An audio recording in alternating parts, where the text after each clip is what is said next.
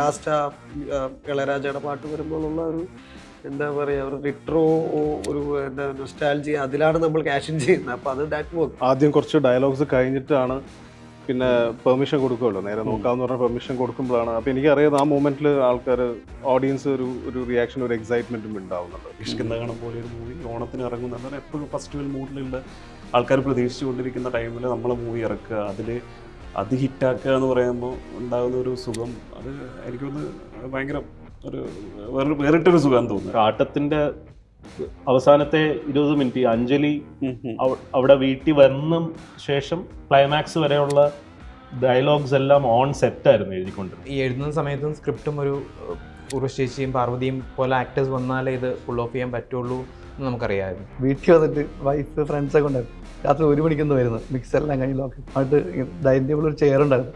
എടുത്തൊരു അറ്റയടി തറയിൽ പൊട്ടിച്ച് ചെതറി പോയത് പടം കഴിഞ്ഞു. കഴിഞ്ഞ ദിവസം കൂടി ഞാൻ ന്യൂസ് പേപ്പറിലൊരു വാർത്ത കണ്ടത്, പോലീസിന്റെ സൂക്ഷ്മദർശിനിയിൽ മറ്റൊരു കള്ളക്കടത്താരെ പിടിച്ചു എന്നുള്ള.